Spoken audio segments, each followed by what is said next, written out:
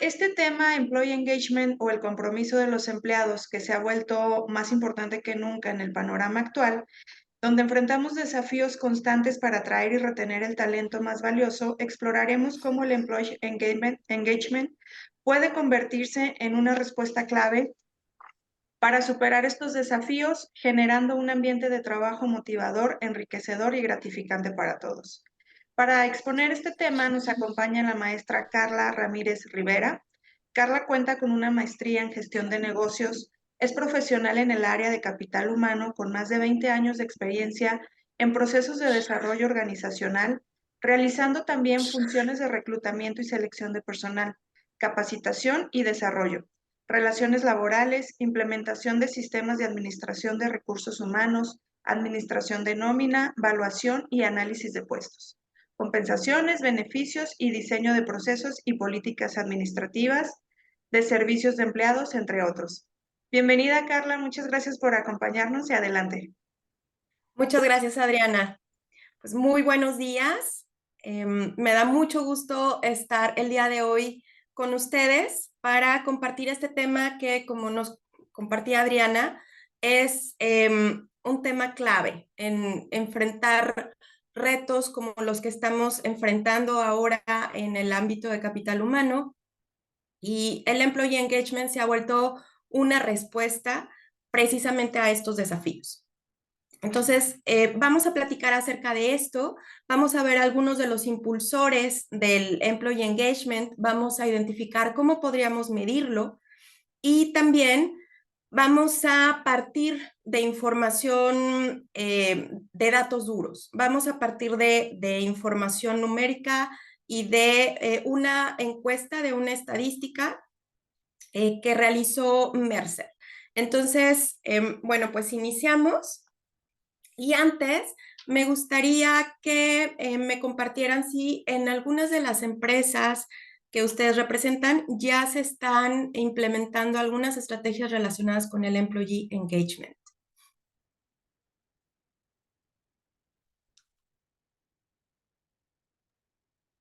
Adelante, pueden abrir sus micrófonos.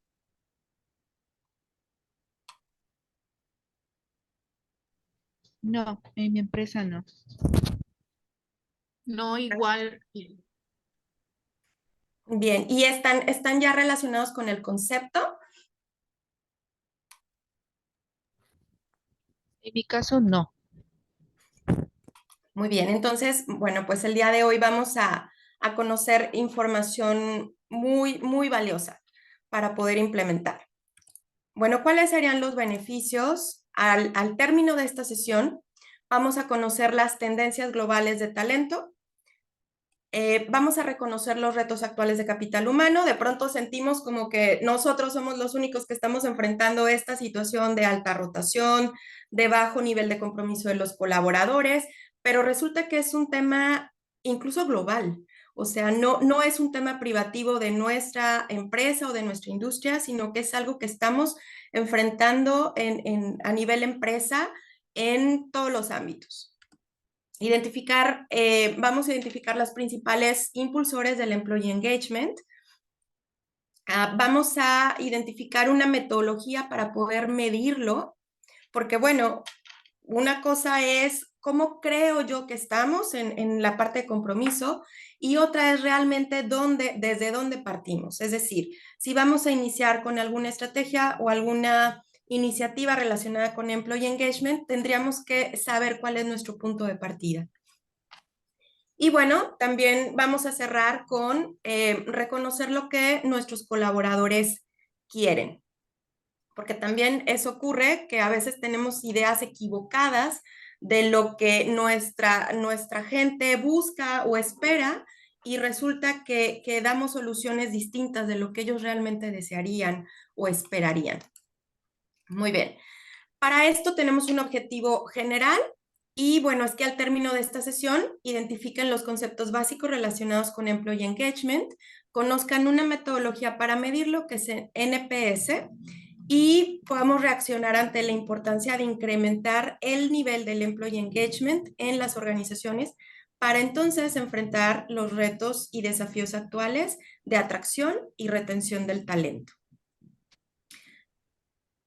Bueno, en el contenido temático vamos a hablar de datos, vamos a platicar de los retos, vamos a hablar de una definición del engagement, vamos a identificar 3 grupos de colaboradores de acuerdo con su nivel de compromiso. ¿Por qué sería importante hablar de engagement? ¿Cómo medirlo?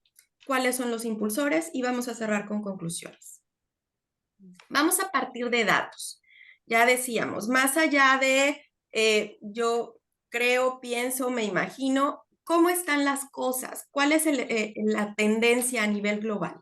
Y para esto me estoy apoyando en justamente un estudio de tendencias globales de talento realizado por Mercer para el año 2022 y que nos da mucha luz respecto de pues cosas que compartimos en las empresas y que estamos enfrentando hoy por hoy. Entonces, fíjense, esto es muy interesante. La reputación organizacional constituye actualmente la segunda razón por la cual las personas deciden trabajar en una empresa. Esta causa, esta razón, antes de la pandemia, era la número 9 en el ranking de motivos por los cuales una persona decidía trabajar en una empresa o no. La reputación estaba en el número 9 antes de pandemia. Después de la pandemia, justo en esta encuesta del 2022, este motivo aparece en el número 2, solamente después de la estabilidad en el empleo como causa número 1. Entonces, la reputación organizacional hoy por hoy tiene un valor importantísimo para el colaborador. No nada más estamos hablando de trabajar en una empresa que sea rentable o una empresa que sea exitosa, sino también una empresa que tenga una buena reputación. En Latinoamérica, el 98% de los empleados espera que su empleador adopte un programa de sostenibilidad que equilibre los resultados financieros con la responsabilidad social. Si se fijan, esto está muy de la mano. O sea, sí, obviamente es importante trabajar en una empresa cuyos números a nivel resultado financiero pues sean positivos. Sin embargo, más allá de eso, los colaboradores están esperando que las empresas tengan propósitos superiores, propósitos adicionales a solo generar utilidades. ¿Cuál sería esto?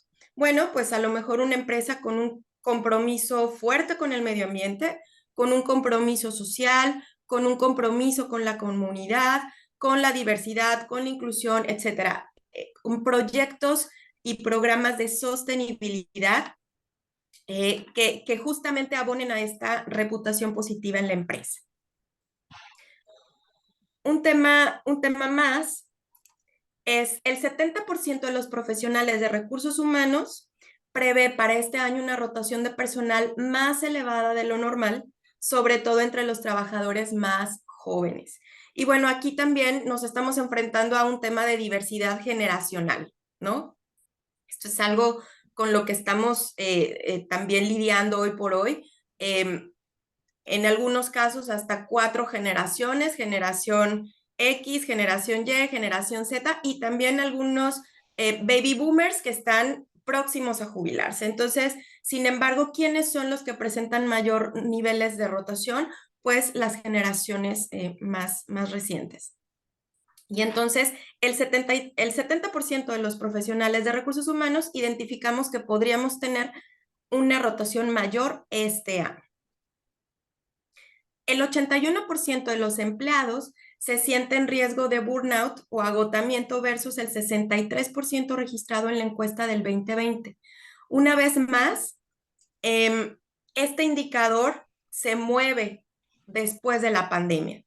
Antes de pandemia o justo cuando estaba arrancando la pandemia, en la encuesta realizada por MER, esta misma encuesta en el 2020, era un 63% de los empleados identificaban riesgo de burnout. Hoy estamos hablando de un 81%, de acuerdo con esta misma medición. Sin embargo, fíjense esto, aquí hay una disociación. O sea, por un lado identificamos que hay un alto porcentaje de empleados que se identifican con riesgo de burnout, pero solamente en América Latina 4 de cada 10 empresas están trabajando en una estrategia para abordar el bienestar mental o emocional. O sea, estamos muy por debajo, nos estamos quedando cortos con respecto a las necesidades actuales. Y finalmente, el 96% de los ejecutivos que contestaron esta encuesta afirman que nos encontramos en un mercado laboral centrado en los empleados. Entonces, esto es, como comentaba, información de esta encuesta global de talento de Mercer, esta consultora a nivel global, y pues nos da mucha luz respecto de dónde estamos, ¿no? Obviamente estoy acotando la información de América Latina porque nosotros en México, bueno, pues estamos mucho más, somos más parecidos a lo que ocurre en América Latina que lo que puede ocurrir en otros mercados como Europa o Asia. Bueno, entonces, ¿cuáles serían los retos a los que nos estamos enfrentando? Y aquí nos vamos a identificar todos. Un primer reto es la escasez de talento. ¿Y qué pasa? De pronto tenemos vacantes, tenemos nuevas posiciones en las empresas o resultado de la rotación y entonces buscamos talento y resulta que pues, nos enfrentamos a esto, a que hay una escasez de talento. Y luego, el talento disponible, el talento que buscamos, pues las empresas estamos compitiendo por él, ¿no? Hay un incremento en la competencia por este talento. Tenemos entonces también tasas de rotación alta, bajos niveles de compromiso de los colaboradores y estamos hoy compitiendo con un elemento adicional. Estamos compitiendo no solo entre empresas por el talento, estamos compitiendo también con el emprendimiento. Este es un elemento que se integra sobre todo en las generaciones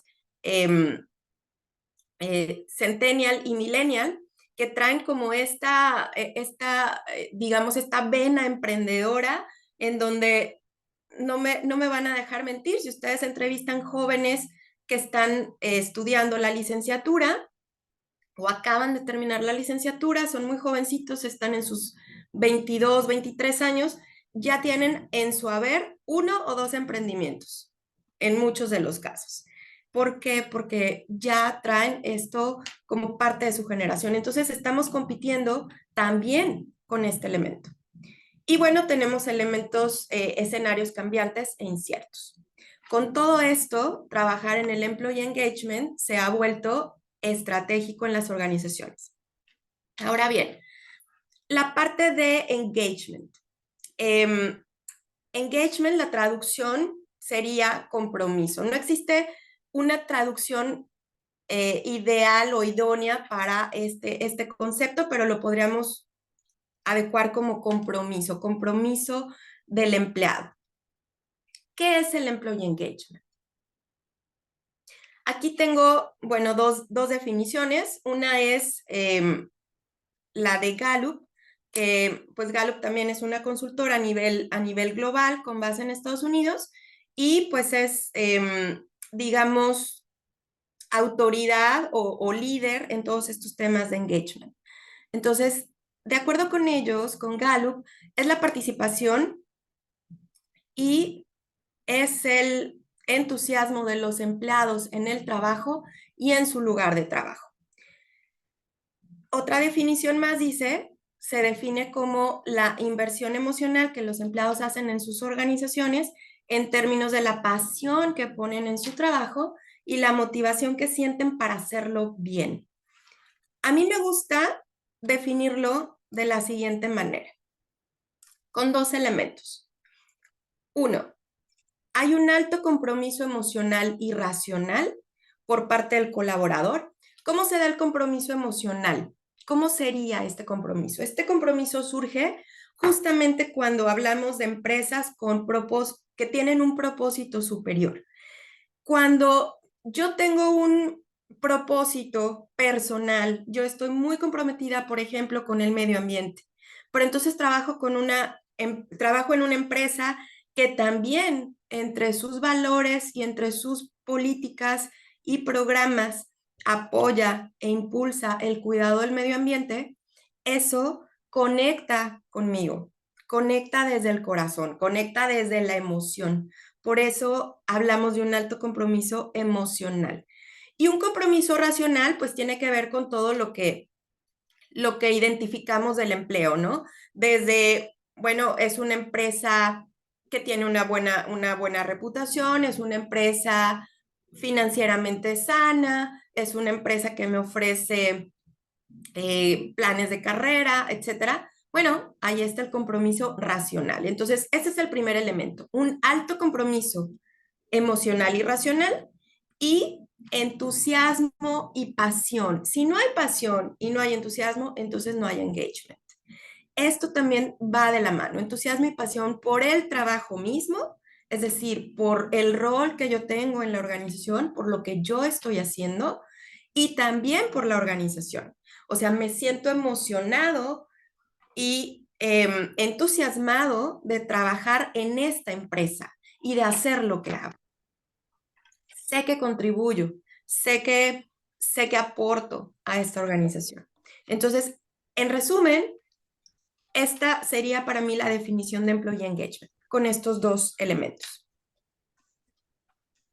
Ahora, tenemos, de acuerdo con esto, 3 tipos de colaboradores o 3 grupos donde podemos identificar a nuestros colaboradores, de acuerdo con su nivel de engagement. Vamos a tener colaboradores comprometidos, colaboradores no comprometidos y colaboradores desacoplados. ¿Todos estamos en el mismo barco? Pues no. Bueno, sí, aparentemente, pero no todos estamos igualmente comprometidos. Veamos esta imagen. Aquí tenemos tres personas que están activamente remando. Tenemos 5 más que como que traen, como que agarran el remo, pero no, están más viendo el paisaje. Y tenemos 2 que activamente están renuentes a participar. Están de brazos cruzados, o sea, se convierten en bulto, ¿no? Cuando no están remando, pues son carga. Son carga. Entonces, ese sería como un ejemplo muy gráfico de tres grupos distintos de colaboradores en función del compromiso. Las características de los colaboradores comprometidos. Bueno, son aquellos colaboradores que están muy involucrados, que trabajan con entusiasmo, que están apasionados por su trabajo y por la organización, que presentan un rendimiento en niveles altos, dan la milla extra. A ellos no les pesa dar el plus.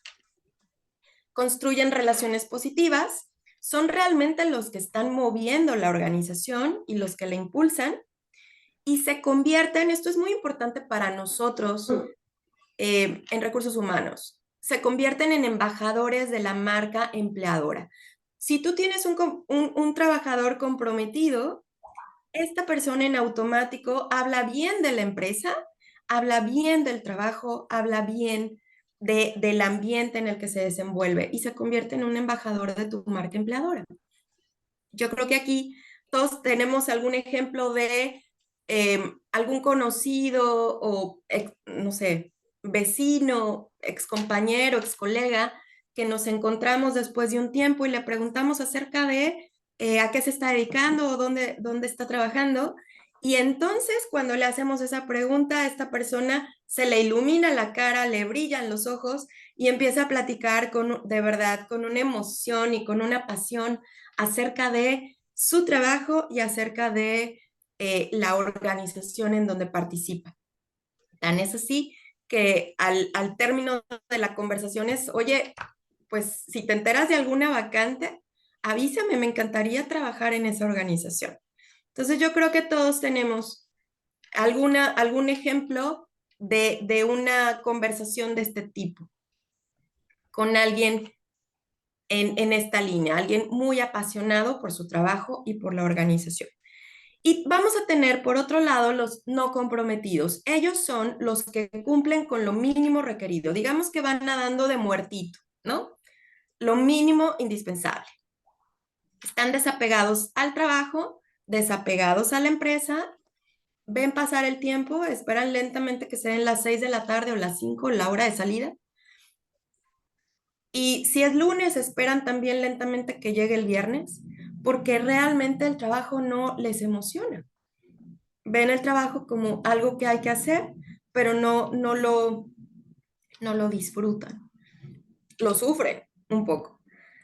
No muestran pasión ni entusiasmo en lo que hacen y pues, ¿qué pasa si reciben otra oferta laboral? Se mueven sin pensar. Finalmente tenemos el grupo de los desacoplados. Ellos están abiertamente molestos con el trabajo y con la empresa. No lo disimulan, no intentan disimularlo. Ellos están molestos y además les gusta mostrarlo.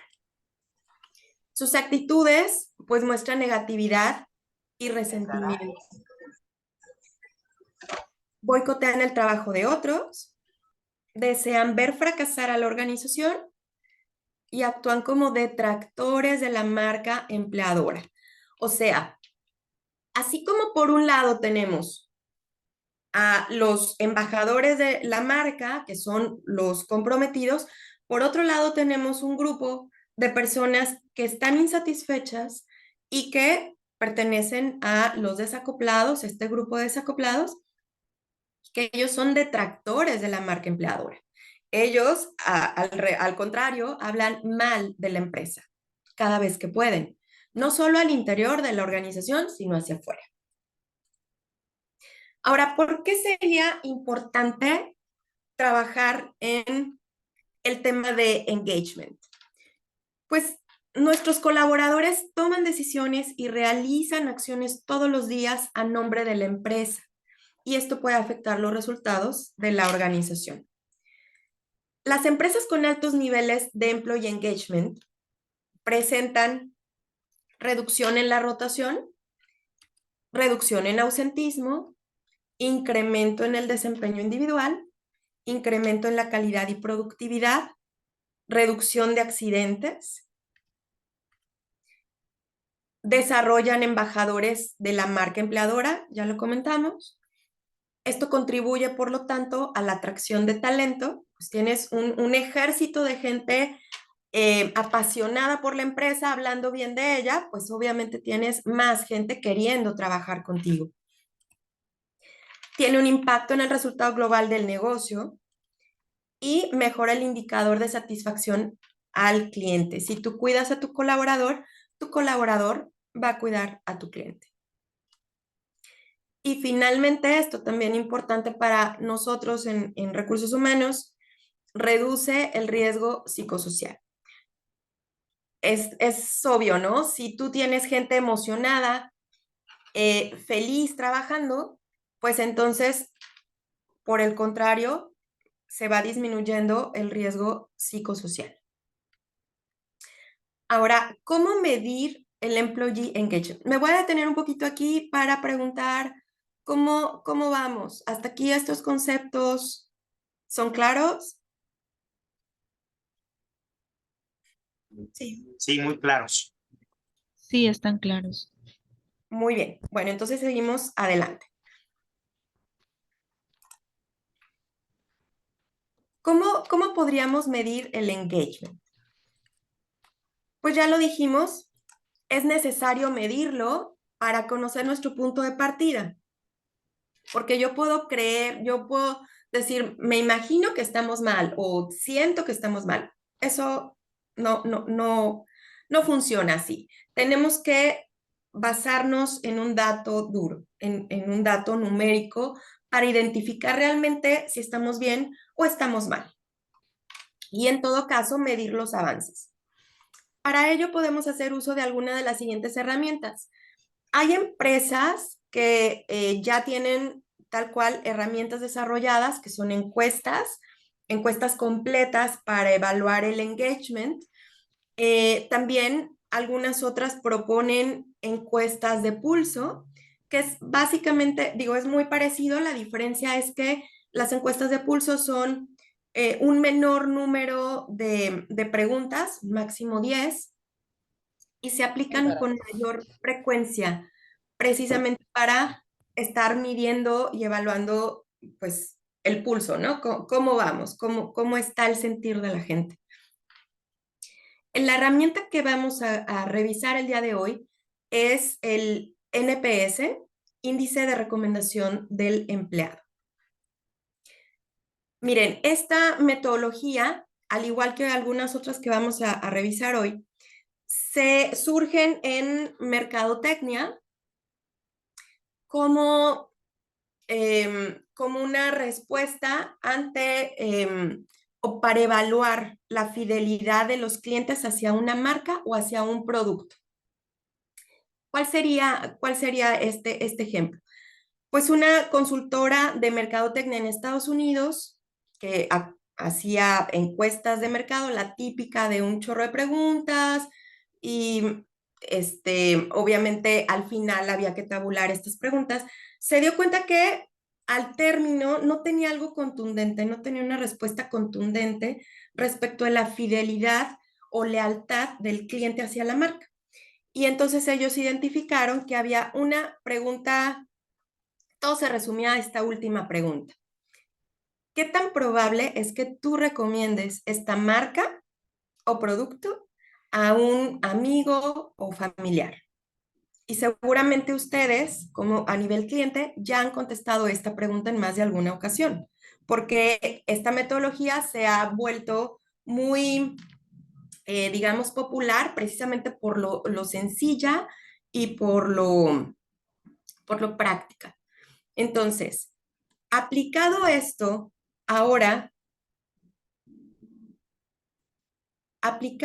surge este libro y aquí está toda la metodología que, como les comentaba, se volvió una tendencia y ahora muchas de las empresas lo aplican a nivel cliente. Ahora, aplicado con nosotros para nuestro cliente interno, ¿cómo lo haríamos? ¿Qué tan probable es que recomiendes el nombre de la empresa, a familiares y amigos como una empresa para trabajar? Todo se resume a eso. Esta pregunta realmente nos da luz de qué tan comprometido está o no una persona con esa empresa. Y fíjense, tenemos una escala que va del 0 al 10, en donde 0 representa totalmente en desacuerdo y 10 representa totalmente de acuerdo. Y vamos a tener 3 niveles o 3 segmentaciones. Las respuestas entre 9 y 10 son promotores. Las respuestas entre 7 y 8 son pasivos. Y las respuestas entre 0 y 6 son detractores. O sea, vamos a tener gente haciendo como o la comparativa con los grupos de colaboradores que vimos antes. Pues mis promotores, ¿cuáles serían? ¿A qué grupo correspondería?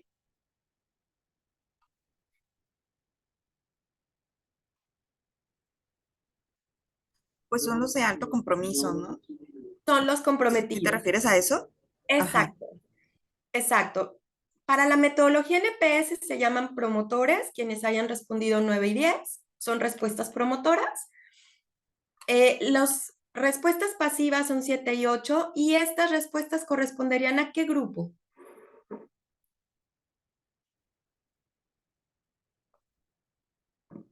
¿Se acuerdan que hablamos de un A los segundo? que cumplen nada más lo mínimo requerido. Exacto, a los no comprometidos. Y finalmente, quienes responden entre 0 y 6, que son las respuestas detractoras, corresponderían entonces al grupo de los desacoplados. Ahora, ¿cuál es la fórmula para esta metodología?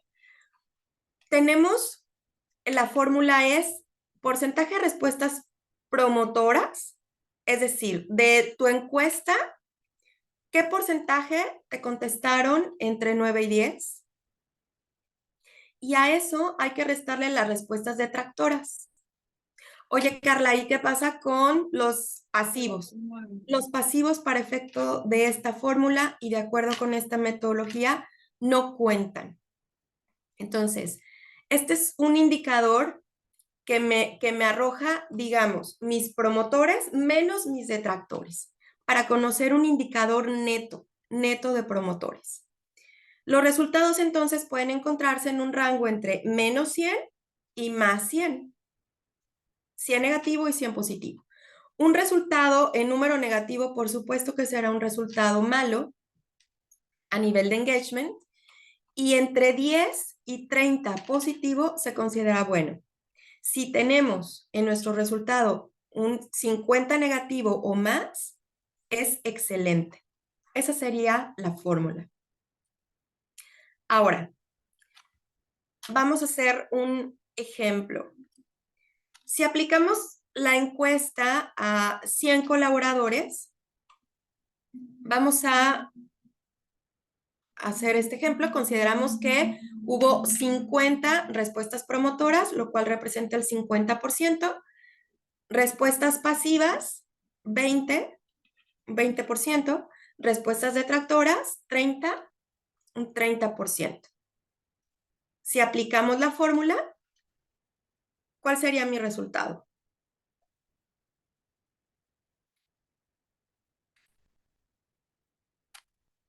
Aquí, ¿me van siguiendo?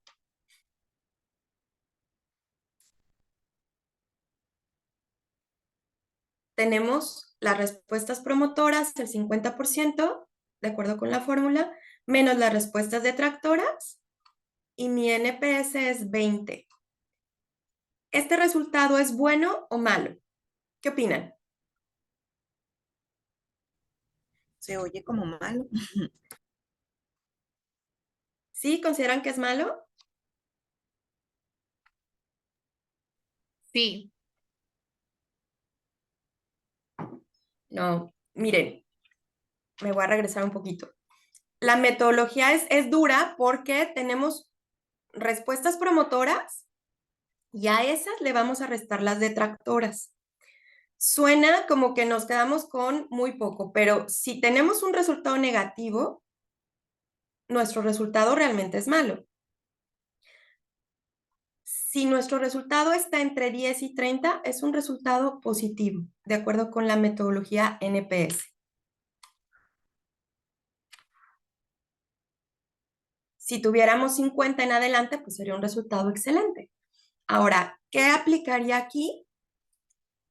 Pues aplica trabajar con iniciativas, seguir avanzando para entonces, pues, mejorar este indicador. Pero ojo, se ve como malo, pero realmente, imagínense que hubiéramos tenido 50% de respuestas detractoras y 30% en promotoras. ¿Cuál hubiera sido nuestro resultado ahí? Negativo, ¿no?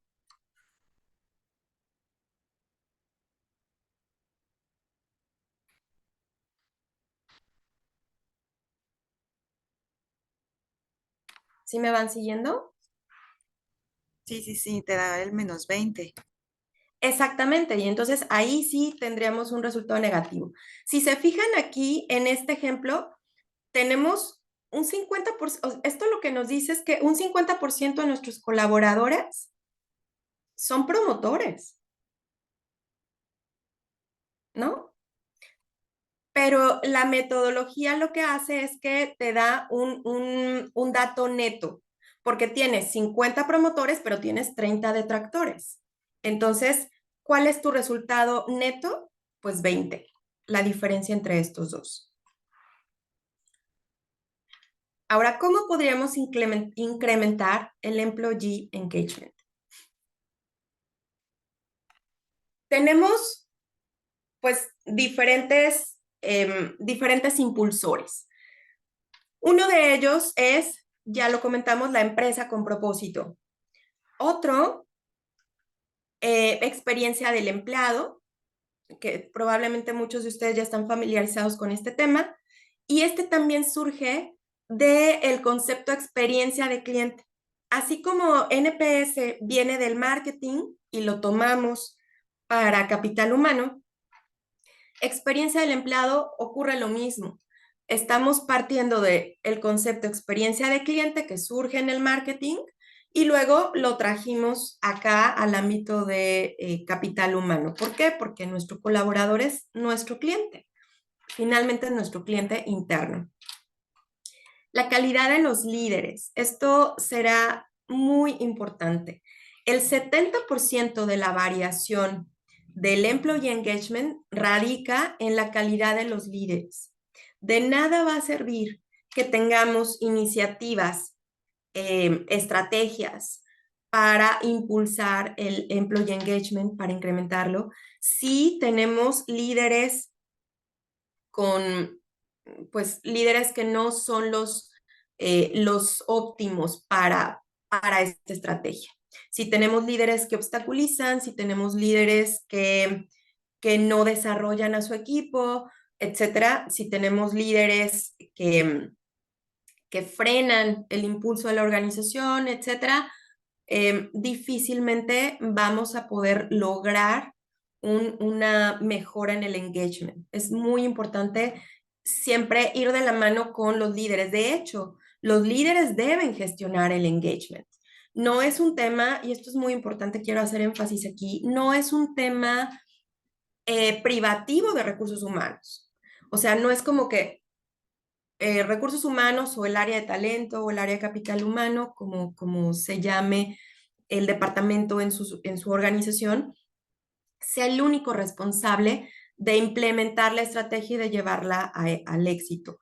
No, sino que tiene que ser un trabajo conjunto, obviamente desde la dirección y apoyado por la dirección, pero con todos, con los líderes, con, con las gerencias. El engagement está gestionado por las gerencias también.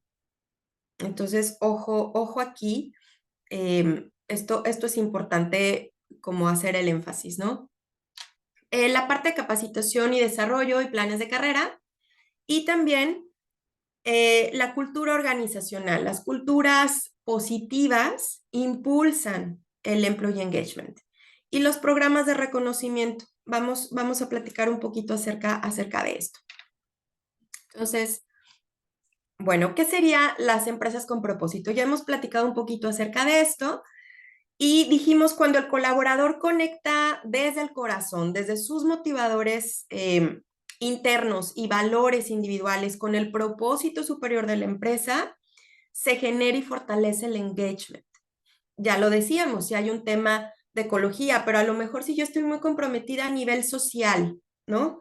Yo tengo un compromiso social importante, pero la empresa donde colaboro tiene un comité humanitario y realmente es una compañía que apoya las iniciativas sociales, pues yo voy a conectar fuertemente con esto.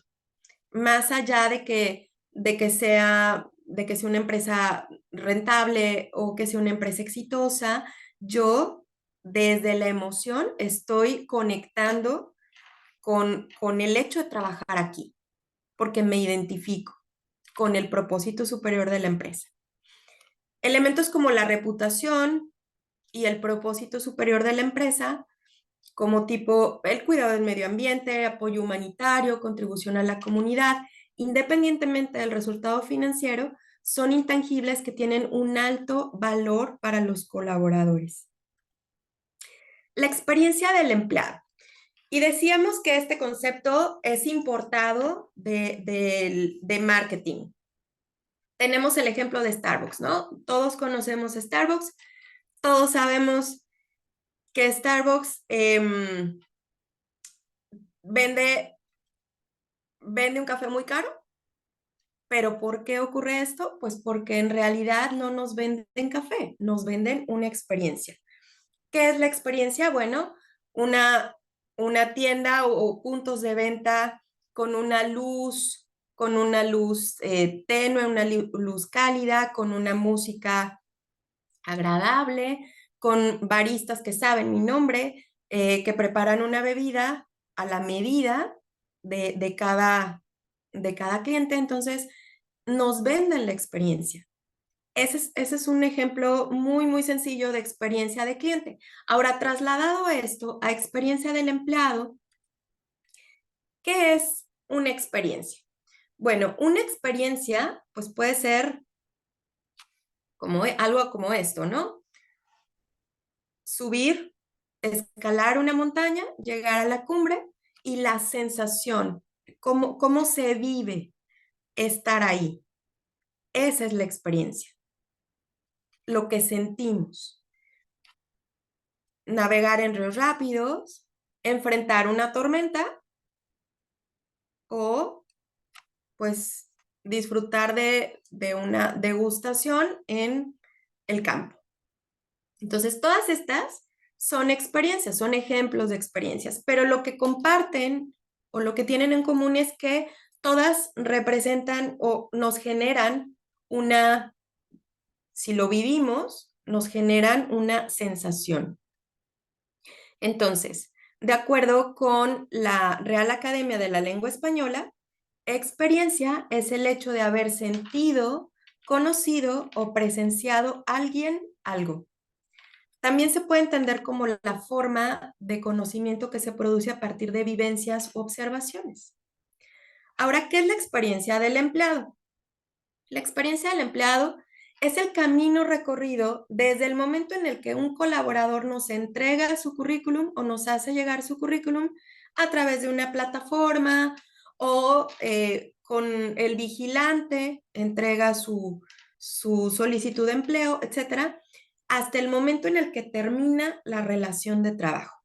Todo lo que transcurre desde el punto cero, digamos, hasta el cierre de la relación laboral. Esa sería la experiencia del empleado. De acuerdo con Gallup, es la suma de todas las interacciones que tiene un empleado con su empleador desde antes de la contratación y hasta después de la salida. ¿Por qué desde antes de la contratación? Porque tenemos una idea, una imagen acerca de esa marca empleadora. Entonces, aún antes de que me contraten, yo ya tengo una visualización de esa organización, positiva o negativa, y entonces también a partir de ahí decido o no aplicar. Entonces, todo esto representa experiencia. Experiencia del empleado también incluye todos los momentos de verdad que ocurren durante el viaje y cómo se sintió el colaborador frente a ellos. ¿Alguno de ustedes está familiarizado con los momentos de verdad? ¿Les suena? ¿Les suena el concepto? A mí no. ¿Mm? Tampoco. Ok. Momento de verdad también es un concepto tomado esto de servicio al cliente y en palabras sencillas son los puntos de contacto que tienen los clientes con tu marca o con tu producto y que hacen que tu cliente se enamore de tu marca o tu producto o se desencante, ¿no? Entonces, lo mismo ocurre con, ahora trasladado a la experiencia del empleado, lo mismo ocurre con el colaborador. Se aplica también a los puntos de contacto clave del colaborador o del empleado con la organización. Y bueno, hay también una, si nos metemos un poquito más a este tema, o si profundizamos, hay algo que se llama el viaje del empleado o el Employee Journey. Es el mapeo de las interacciones que el colaborador tendrá a lo largo de su experiencia en la organización desde el momento cero. Y entonces, miren, más o menos pudiera quedar algo así, si hablamos de viaje del empleado. Un primer momento de verdad es el reclutamiento. O sea, ¿por qué es un momento de verdad? Porque es una interacción clave en la cual podemos enamorar al candidato o desencantarlo, como en nuestro proceso de reclutamiento. Es un proceso que desanima, es un proceso que alienta, ¿cómo lo llevamos? El proceso de contratación, el proceso de onboarding. ¿Cómo hacemos? Estos son claves. Mi proceso de onboarding, ¿cómo hago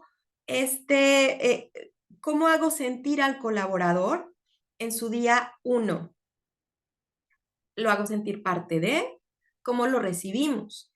Tenemos un programa completo de capacitación, de actividades agendadas durante el día, o hay un montón de tiempos muertos en donde no tenemos quien dé capacitación porque todos están ocupados y entonces los nuevos ingresos están pues tal cual, sin actividad, etcétera. ¿Cómo los hacemos sentir? Les damos un acompañamiento durante las primeras semanas, cuando pues todavía no están familiarizados con los sistemas, con las instalaciones, etcétera. ¿Cómo hacemos el proceso de onboarding? Bueno, luego el día a día, luego aquí tendremos que trabajar en la parte de plan de carrera, en actividades de fidelización y finalmente en el cierre, cuando una persona termina su ciclo con nosotros, cómo es el proceso de desvinculación. Digamos que estos serían algunos de los momentos de verdad. Bueno, vamos a la calidad de los líderes. En esta parte tenemos líderes, ya dijimos que por sí solo representan el 70% de la variación del compromiso. ¿Cómo son nuestros líderes en la organización? Inspiran, desarrollan a su personal, cumplen sus promesas, apoyan a sus colaboradores para alcanzar sus metas, son equitativos y justos al promover a su personal, fomentan el reconocimiento, se centran en la falla. ¿Cómo son nuestros líderes? En la parte de cultura, la cultura es única para cada organización, es como su ADN. Y fíjense, hay elementos de la cultura organizacional que están, digamos, en la superficie. Tienen que ver con los valores, con el código de conducta, con lo que está escrito y definido respecto de lo que se espera del colaborador. Pero hay otros elementos que son supuestos compartidos.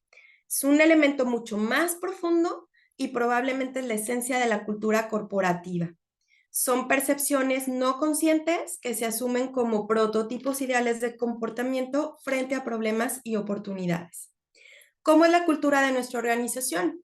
La cultura se define claramente la manera en la que una organización se desempeña respecto al tema ético, a la innovación, a la diversidad, a la inclusión, al cumplimiento legal, a la seguridad, al respeto, a la transparencia. ¿Qué elementos o qué rasgos distintivos tiene nuestra cultura? Vamos a ver que hay dos tipos de cultura, una que obstaculiza, donde tenemos decisiones centralizadas, una que impulsa. Se promueve el empoderamiento. Se enfoca en encontrar culpables o se enfoca en encontrar soluciones. El feedback se evita o el feedback se fomenta. Tenemos jefes controladores o jefes facilitadores. Tenemos procesos burocráticos o procesos ágiles. Tenemos un estilo autoritario o un liderazgo inspirador. No se aceptan los errores o se aprende de los errores. ¿Es una cultura renuente al cambio o se fomenta la innovación?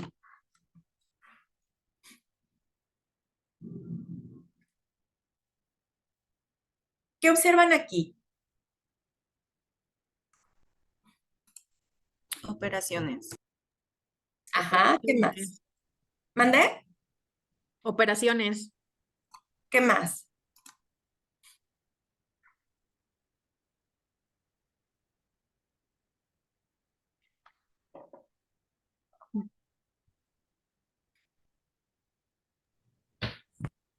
Operaciones resueltas.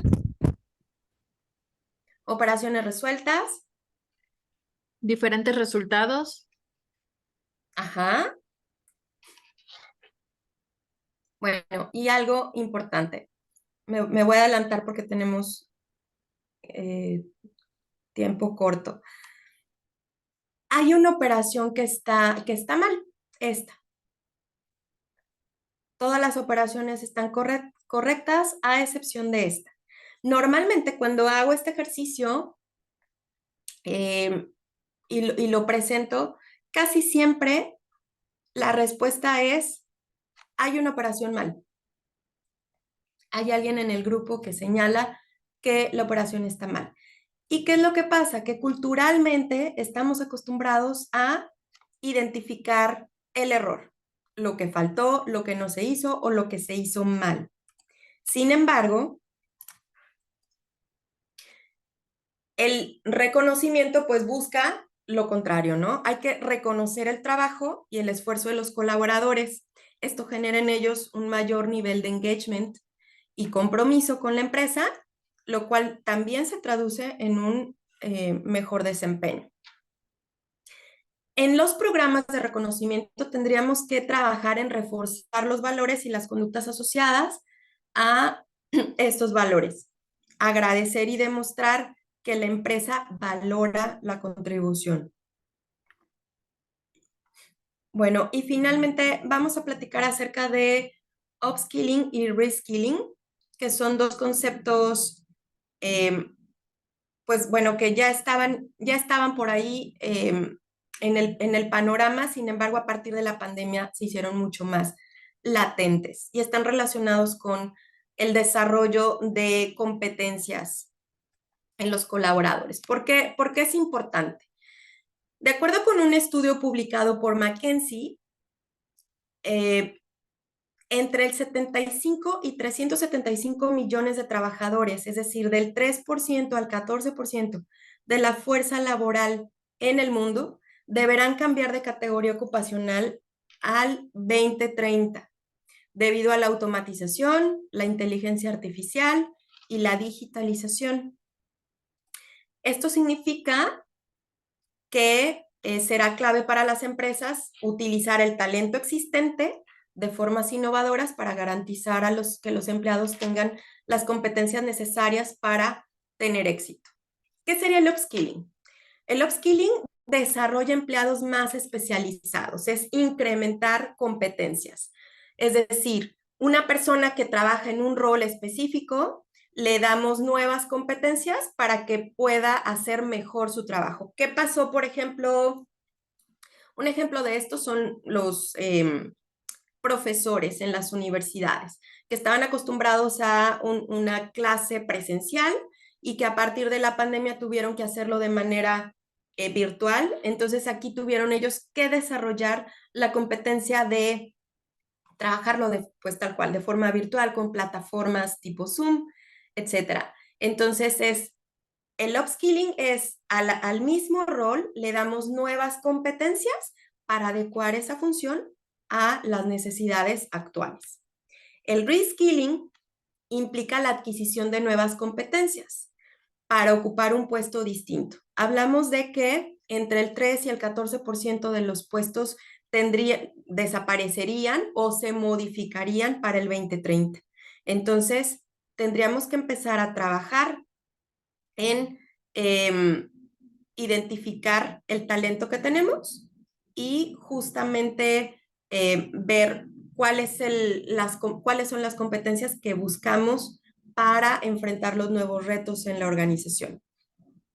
Entonces, a partir de esto estaríamos haciendo reskilling, que es adquisición de nuevas competencias. ¿Cuáles son los beneficios? Pues reducir la brecha digital, impulsar la movilidad y los planes de carrera dentro de la empresa, incrementar el capital intelectual, aprovechar el talento existente, mejorar la reputación corporativa, promover una cultura de empresa flexible y de adaptación al cambio, construir empresas más competitivas, incrementar los niveles de satisfacción y compromiso del colaborador y contribuir a la retención del talento. ¿Qué valoran nuestros colaboradores? Pues tenemos que escucharlos. Esto es como básico. ¿Cómo? Pues a través de encuestas de satisfacción a través de encuestas de clima, encuestas tipo Pulse, buzón de sugerencias, focus groups, feedback, o sea, tal cual reuniones 1 a 1, entrevistas de salida, y a partir de ahí identificar lo que realmente nuestros colaboradores quieren. ¿Qué es lo que quiere nuestra gente? Cultura de trabajo positiva. Quieren buenos líderes, líderes que inspiren, que impulsen, que apoyen, que eliminen los obstáculos. Quieren capacitación y desarrollo, planes de carrera. O sea, no solo capacitarme, sino también identificar un futuro en la organización, hacia dónde puedo ir. Flexibilidad, este está entre el top 3, flexibilidad. Comunicación abierta, quieren ser escuchados. Reconocimiento, quieren ser valorados. Y también, pues, esto tan buscado, ¿no? El equilibrio, trabajo y vida personal. ¿Cuáles serían hasta aquí las conclusiones? Para cerrar. Entre los retos actuales de la gestión de recursos humanos se encuentra, bueno, ya vimos, escasez y la competencia por el talento, bajos niveles de compromiso en los colaboradores y altas tasas de rotación. En el mundo laboral actual, pues elevar el engagement se ha vuelto clave. Los niveles de engagement están directamente relacionados con los resultados organizacionales, ya lo vimos. En la medida en la que tengamos mayor número de empleados y colaboradores comprometidos, nuestros resultados organizacionales pues serán mejores. El engagement de los colaboradores se debe medir. Y algo muy importante también, los líderes deben gestionar el engagement. No es un tema privativo de recursos humanos. Es necesario definir un plan para gestionarlo. Digo, tampoco se trata de lanzar iniciativas random, sin sentido, no. Habría que trabajar en un plan a partir de la escucha activa con algunas de estas fuentes de información que ya vimos y desarrollar un plan. Y los principales impulsores del engagement son empresas con propósito, calidad de los líderes, capacitación, desarrollo y planes de carrera, cultura positiva, programas de reconocimiento y la experiencia del empleado. Entonces, hasta aquí sería el tema de engagement. ¿Tienen alguna pregunta, algún comentario? Adelante, Olivia. Hola, buenos días. Sí, yo tengo una pregunta. Al inicio nos comentaste acerca de los empleados o colaboradores que están comprometidos, los que no estaban comprometidos, pero que aún así pues están cumpliendo con sus actividades y los que no estaban acoplados. Entonces, ¿qué sería lo más sano? Porque pues un colaborador que no está acoplado, pues llega a ser parte de, o llega a fomentar también un mal ambiente laboral, pues que afecta a toda un área de trabajo. Entonces, ¿qué es lo más sano en ese caso, en el caso de estos colaboradores? ¿También se les tiene que desarrollar algún plan o hay alguna otra alternativa o tú qué nos sugieres? Bueno, en el caso de los no comprometidos, ahí ellos pueden irse a uno de los dos lados, ¿no? Ellos pueden irse al lado de los comprometidos, dependiendo, por ejemplo, de las iniciativas que emprendamos, podrían irse hacia el lado de los comprometidos, podemos jalarlos a ese lado. O podemos perderlos porque, como dijimos, pues es gente que si recibe una oferta laboral, fácilmente se va. Entonces aquí el esfuerzo tendremos que hacerlo justamente en ese grupo para moverlos de no comprometidos a comprometidos. Ahora, en el caso de los desacoplados, habrá que hacer un análisis muy, muy minucioso en cada caso.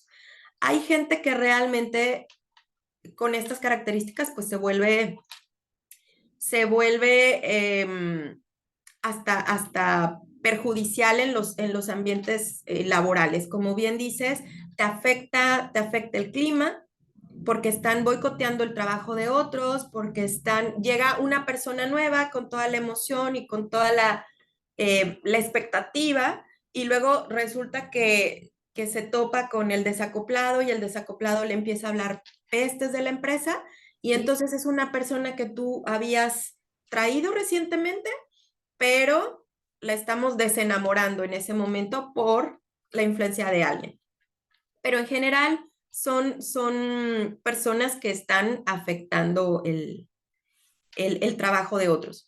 Aquí podemos trabajar con planes de mejora, como muy, muy puntualizados, pero ya sabemos, hay tres cosas. Si no sabes, pues te capacito.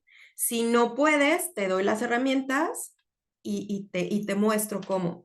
Pero si no quieres, si la persona no quiere, es muy difícil poder mover a alguien que no tiene la voluntad.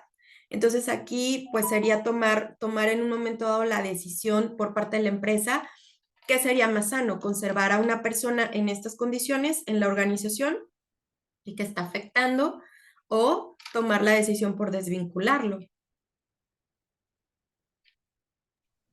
Ok, muchas gracias. De nada. Hay una pregunta en el chat, Carla. Dice, ¿cómo hacerle cuando realizas actividades de integración o hasta de capacitación, pero los colaboradores son poco participativos?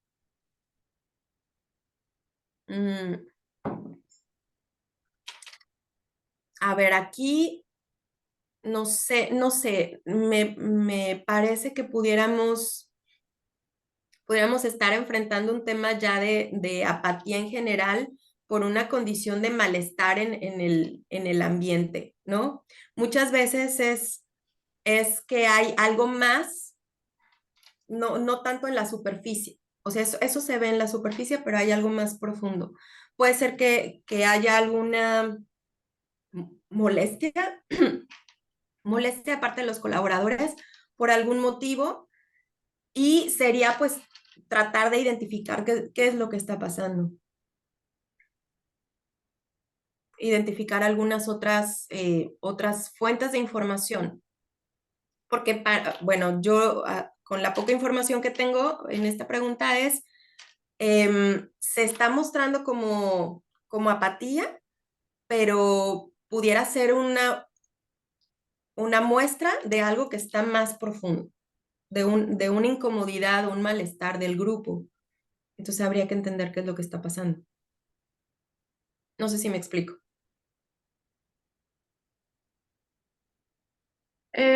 Te pregunta Maye, por favor, ¿podrías repetir la frase de si no sabes, te capacito? ¿Y las otras cuáles fueron? Ok. Lo que pasa es que es saber hacer y saber ser, ¿no? Son los elementos de una competencia: el conocimiento, la habilidad y la actitud. Entonces, si no sabes, te capacitas. Uh-huh. Si no lo sabes hacer, te doy las herramientas y te muestro cómo. Pero si la persona no lo quiere hacer, entonces pues ahí es muy complicado cuando no hay la voluntad. Si se fijan, cuando hay voluntad, se puede desarrollar a partir de ahí el conocimiento y la destreza y la habilidad, habiendo actitud. Pero muchas veces tenemos muchas veces tenemos conocimiento y habilidad, pero no tenemos actitud. Entonces, Eso sería. También te preguntan si tienes algún ejemplo de entrevista de salida. Yo lo tengo. No sé a qué se Ejemplo refiere. de Maya, salida. ¿puedes abrir tu micrófono, por favor?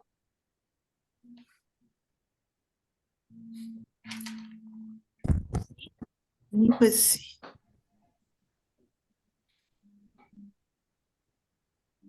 Maye, Sí, dígame. Dígame, lo escucho.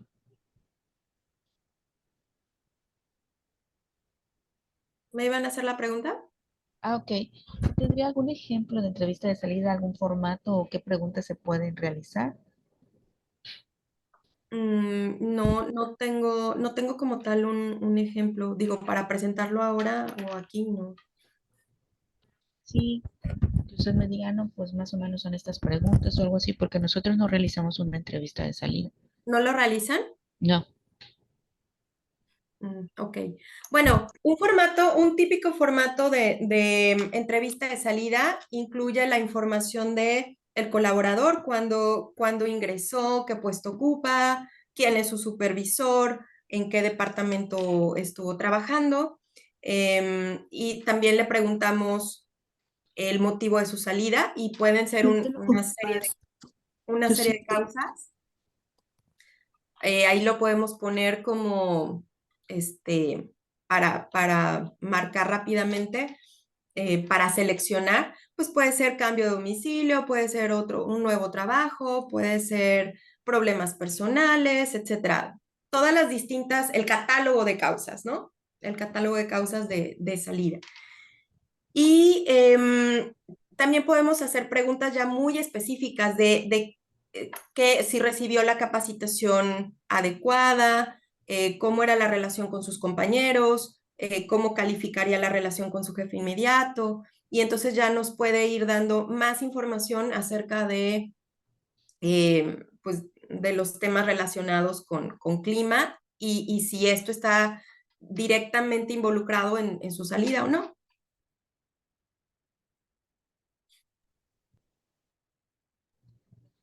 Gracias.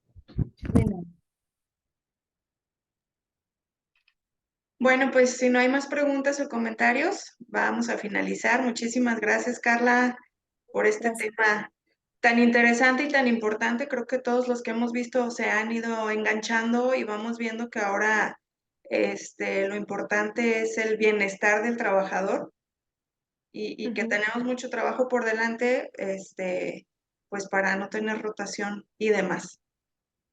Sí. Muchísimas Muchas gracias. gracias a todos. Muchas gracias, Carla.